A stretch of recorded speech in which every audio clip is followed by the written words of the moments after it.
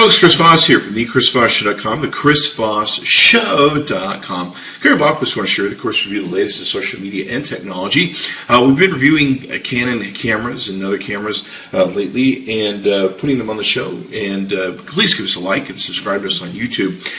This is going to be a comparison video we're going to do between the Canon 60D and the Canon EOS Rebel T5i. Now, the T5i is the newest rendition out, having the new Digic 5 chip from Canon. We'll get into what that means here in a bit. And the EOS 60D is a well-reputed Canon camera, and many people love it and like shooting with it. We're going to compare the differences between the two. They're fairly similar, actually, in price, and we'll talk about what the differences and the design and kind of educate you on some of the different things about what they both are about. So let's get into it. With the Canon on the left, we have the 60D, and the Canon on the right, the EOS Rebel T5i, as I mentioned. With the 60D, what we're looking at is you get an 8 megapixel CMOS sensor and Digic 4 imaging processor for high quality imaging speed. It's got an ISO rating of 100 to 6400 that's expandable to 12,800 for shooting from bright to dim light. It's got an improved EOS HD video mode with manual exposure control and expanded recording, movie crop recording at 640 by 480, sound recording level adjustment, and an external microphone in terminal for access to improved sound quality. It's got a variable angle 3.0 inch Clearview LCD monitor for shooting at low angles and also at high angles too. And 1,040,000 dot VGA with reflection reduction using multi-coating and high transparency materials for bright and clear viewing.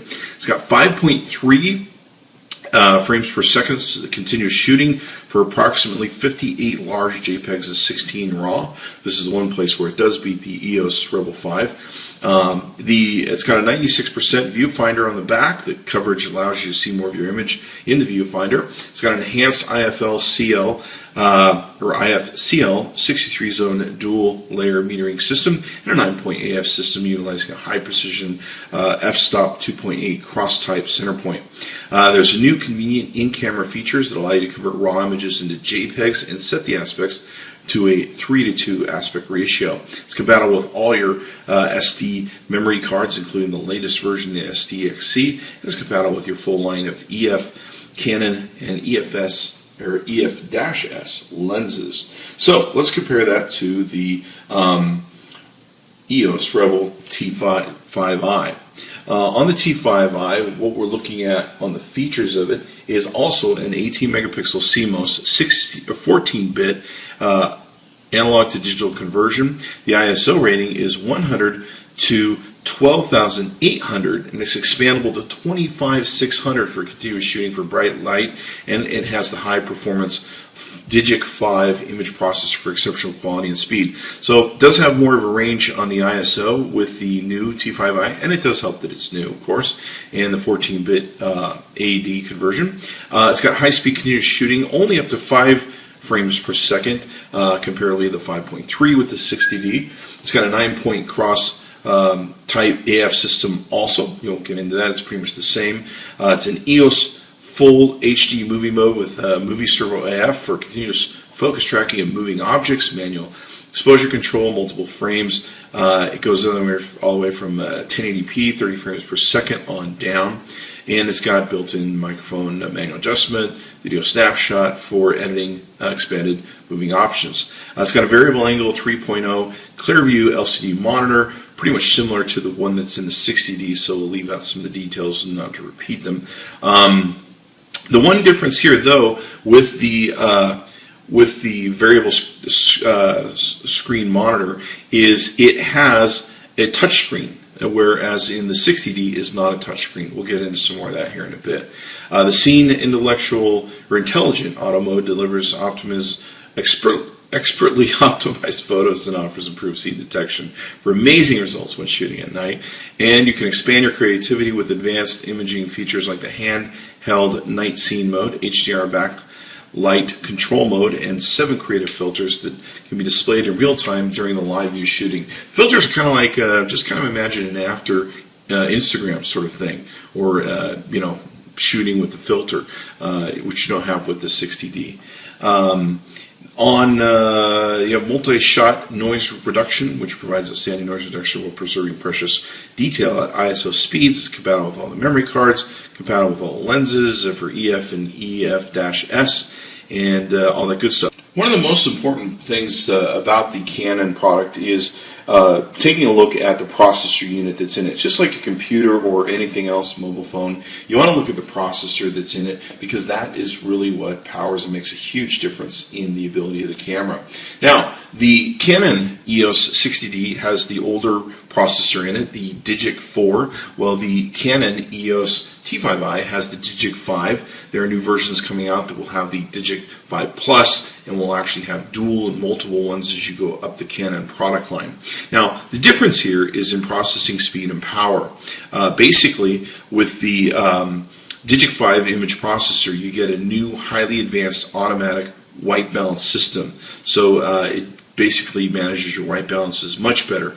And the Digic 5 processor will analyze 4 times more image information to create each pixel, thus recording more detail and color from a scene than ever before. The processing speed is 6 times faster compared to that of the EOS 60D's Digic 4 processor, and efficiently manages the increase in scene information and simultaneously includes or reduces the appearance of image noise by up to 75%. So how's that for pretty amazing stuff? So, you know, it's one of those things where you buy the newest and latest and has all the greatest toys. Now, there are some real differences between these cameras. As you can see that the T5i is a little bit smaller, a little bit lighter in its build. The EOS system has got some different things where it's got a front-facing microphone here. Pretty much they look about the same from the front. Turning them to the side, you can see that the T5i has got 2 different compartments for getting into some different things for the units, where the 60D has got one area where you can take and plug in your HDMI and all sorts of different things, your microphone, all that good stuff. And it also has a speaker on the side too. Over on the T5i, you've got just 2 different compartments to take and do that with instead of one. Pretty much the same sort of stuff you can do on each of these. Moving to the back, you can see here that we've got pretty much the same sort of setup. It looks like I've removed the eyepiece cover here, so we've got that missing. You usually just shoot from the screen. Now, both have these pull-out viewfinders, which I really like, actually. At first I thought it was a little bit cheesy to play with, because I'm like, this seems like I'm using camcorders. But what's really nice is they can rotate, so if you want to do low shots, you can see them. If you want to do high shots, you can see them. If you want to get over a crowd, you can use them to see them. And of course, if you want to be able to do front selfie shots, you can fold it over and be able to show people on the other side of the camera what you're seeing or what they're seeing or what you want to see. Now, the other thing I like about it is when it folds back in, it will take and protect the screen. So you have that aspect of protecting the screen from damage, etc., etc. So that's very important to take and have. Of course, the major difference between both these devices is one will take and have a touch screen over here, where we can just touch the screen and be able to accomplish stuff. Let's see if we're going to come on there. Whereas on the 60D, we do not have a touch screen. Now, the cool thing about the T5i is I can touch anywhere on the screen and it will go ahead and take the shot. Whereas on the 60D, it doesn't have the ability to touch. I'm going to have to use the shutter button. Another major difference on the top of these, as you can see, is you have the scroll buttons between the different modes that you can choose from are on different sides of the camera. This really depends on what you like and what you prefer. I actually like the scroll button right here, and I actually like that it doesn't have the locking button that you have to use on the 60D. I can actually, while I'm shooting, flip my thumb up, rotate between the different modes, and I don't have to push a button to make those changes. Now, some people might like, and I kind of like the difference of it, being able to have the dial on the left side so that while your hand is working the right side and doing different stuff, your left hand can be engaged too. The one thing that I can see as a downside for some people is that the T5i has pretty much all of the different buttons and activities on the right side. other than your menu and your information button. Everything has to be on your right side. So there's a lot of work that goes on over here, and sometimes it helps to have some of this data over here. You can also see that there is an LCD readout on the top of the 60D, while on the T5i there is not. Technically, with the screen that you have, it really doesn't seem like there's a use for it, but I think most professional camera people are used to this, so they kind of like that look and outlay. You can see the different drive modes and stuff are set up differently on the T5i too. So it really is just a matter of how you like the layout, what your setup is. I can see if somebody is more left-handed, they might prefer the 60D a little bit more. There is a lot of work and activity over here. Another thing that's a factor too is this has just got buttons to go through the menu that you will find on the T5i, where this has a scrolling system that rotates and also acts kind of like a little mouse, where you can take and click on the sides, up, left, down, to take and scroll through the menus. So that ends up making a big difference too in how you feel about how you interact with the camera. It really is just a matter of what you feel comfortable with. But I gotta tell you, I do like being able to be shooting, and I like being able to just put my finger up and rotate through the different modes of what I want to do. Another big difference between the T5i and the 60D is on the 60D you can go once around to the end of the menu, and then you have to scroll back again. The cool thing about the T5i is I can go 360 degrees round and round, round, round, round, round, over and over again. So I don't have to keep scrolling backwards, which makes it really nice if you're trying to shoot and get to what you want to take and do. You're not having to press the button to do all that. Okay, so the purpose of this review, we couldn't find my battery base door, so we've added on our attachment that we normally do so that we can get the battery to work and show you the demonstration of the display. So let's take a look at the display on how these both work on their readouts, the information they give you. Now I like the information that comes up with the T5i. It pretty much tells you what's going on, gives you an idea as to what's out there and how your camera is set up. Going into menu mode, you can see here that they're fairly similar in their menu and setup and as to what they can take and do and what you can, the different things you can take and go through. The one thing that I really like though is I can control the T5i through touching the screen, where I can't with the 60D. I've got to use the thing over here. It makes it so much nicer to be able to touch a screen, especially when you're used to that with mobile phones and everything from today's technology. So that makes a huge difference in what you want to take and do. Now, the other great thing that I really like is not only does it give me the information about where I am in the shooting process, is and how the camera is set up. If you notice that, it'll take and tell me where we're at with the camera, what it's doing. The nice thing is it'll tell me, different modes that I'm using, how it's helpful, etc., etc. Over here with the 60D, it just expects you to know what you're doing.